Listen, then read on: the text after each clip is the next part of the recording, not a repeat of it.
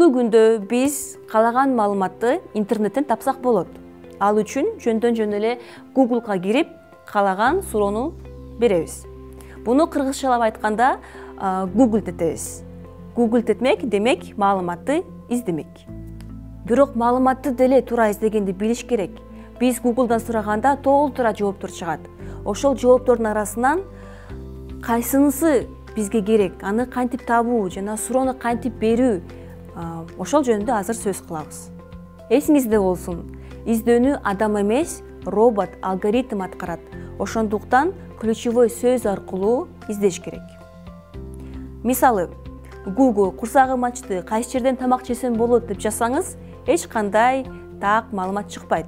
Андан көрө Бишкектеги кафелер деп жазсаңыз, керектүү жоопторду таба аласыз. Сайттарда маалымат издөө. Кээ бир учурларда биз кандай суроону киргизүү эмес, суроону кайдан издөөнү маанилүү. Ошондуктан, эгерде сайттын ичинде издөө функциясы жакшы издебесе, анда сиз иш орундар number kg деп издесеңиз, эффективдүүрөөк болот. Эгерде сиз белгилүү бир сөздү, цитатаны издеп атсаңыз, анда сурамыңызды тырмакчага киргизсеңиз, цитата тезирээк табылат.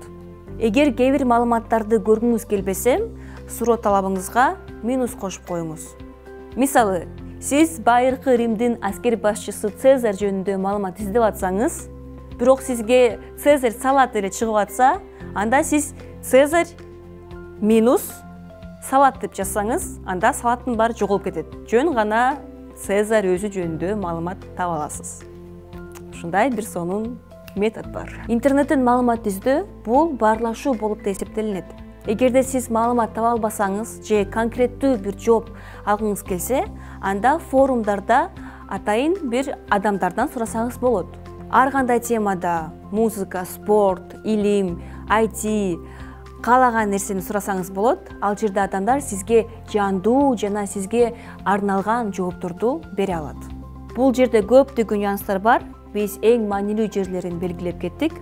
Интернетте маалыматты издөө, аны иштеп чыгуу, анализдөө, эң керектүүнү белгилеп кетүү азыркы замандын эң маанилүү жана керектүү жөндөмдөрдүн бири.